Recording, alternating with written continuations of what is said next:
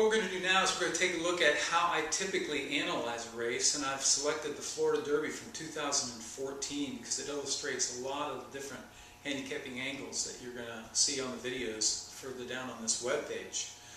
When I handicap, typically the first thing that I do is I take a quick run through of the horses that are running, and I look for, are they in form, have they run at this level, or particularly if they run at a higher class level, do they have the speed figures, do they have good trainers, do they have good jockeys, do they like the distance, do they like the surface. Once I've done all of that, then I start to look for specific handicapping angles.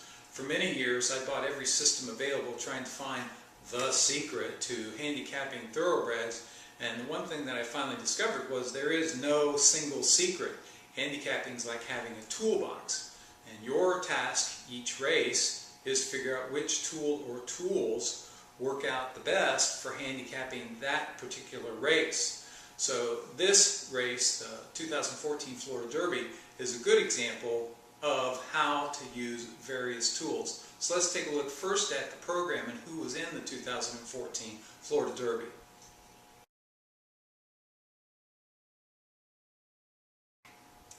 There were 8 horses entered for the Florida Derby in 2014. And one of the things which was typical of all of the stakes races on this day, and especially this one, was I thought that there was a clear favorite that everyone would like and he would be a logical winner, but I also thought that there were logical alternatives to that and just a couple of throwouts. In this field of 8, I thought Matador, East Hall, and All-Star were all immediate throwouts.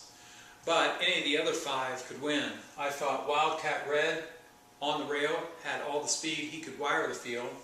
I thought General A-Rod could sit just off the pace, and his trainer had made a lot of remarks about how he was certain he could get the distance and he didn't have to be on the lead, so I thought he was dangerous. I thought Cairo Prince was the logical favorite. In fact, he was everybody's Kentucky Derby favorite as they were loading into the gate, and he was the post-time favorite, and he had been my choice leading up to the Florida Derby.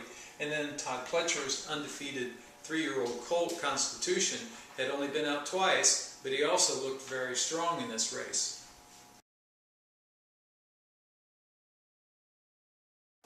One of the things that I had pointed out to all of our friends and family that came over the night before and in my Florida Derby program analysis was Cairo Prince was the obvious favorite, and as I said, he was everybody's Kentucky Derby favorite.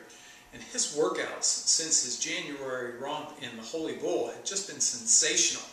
But he'd been off 9 weeks. Still, the workout said he was ready, but then, the week before the Florida Derby, he had this work.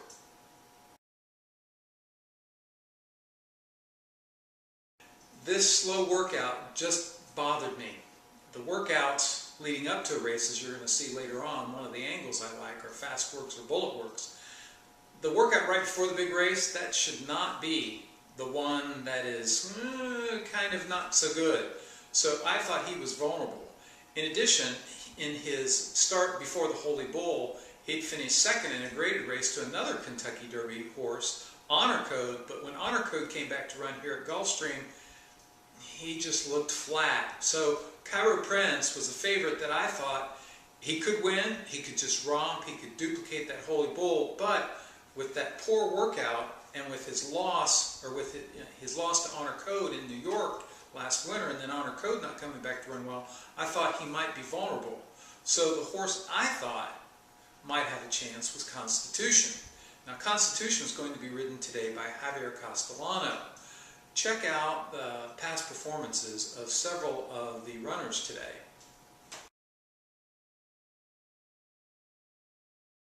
Yeah, if you look carefully, Javier Castellano had ridden Wildcat Red, he had ridden General A-Rod, and today he was on Constitution. And at the time he committed to Constitution, there were 4 or 5 other horses that had been pre-entered in the race, and Javier Castellano had said, I'm riding Constitution. So he was the leading rider at the meet. I thought that carried a lot of weight, especially when there were several contenders, and Constitution had only been out twice in his career for Javier Castellano to land on him. I thought that Wildcat Red would go for the lead. I thought that General A-Rod would be sitting in a tracking spot and that Constitution would be right there as well. Either Constitution would be right on the hip of Wildcat Red and General A-Rod would be tracking those two, or General A-Rod would be on the hip of Wildcat Red and Constitution would be tracking those two. Then I thought Cairo Prince would be sitting third, fourth, or fifth. He'd make a move on a turn, and as they hit the stretch, we'd find out how much that work indicated about how fit he was. The other horse that I thought had a long shot chance was Spot, who had run in the Swale, which was at 7 furlongs, and he'd run down an undefeated horse. But I didn't think much of that horse, and I really didn't know if Spot could get the distance. So those are the 5 leading contenders. And sure enough, as they hit the far turn, it was playing out just as I expected. 4.5 to make up, and then Long Shot All-Star and East Hall at the back of the field. 6 lengths covers them all. They went 48 seconds flat for a half mile. Wildcat Red and his nemesis General A-Rod, and they're a neck apart as they move into the far turn. And Constitution is a handy third right behind them. Cairo Prince begins his charge now on the outside. He's within 2 lengths of the lead. Then Matador and Spot around the far turn. It is still Wildcat Red, General A-Rod a half length behind, Cairo Prince being sent along.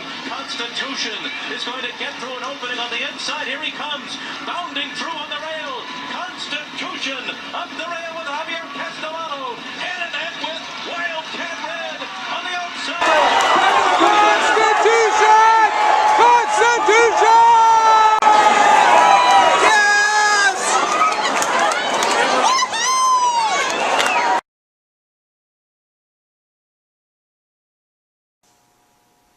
And so Constitution did win.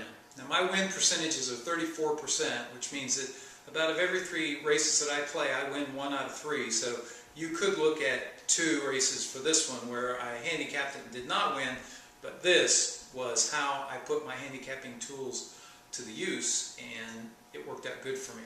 So what we're going to do now is we're going to take a look at all of the 12 handicapping angles that I typically use.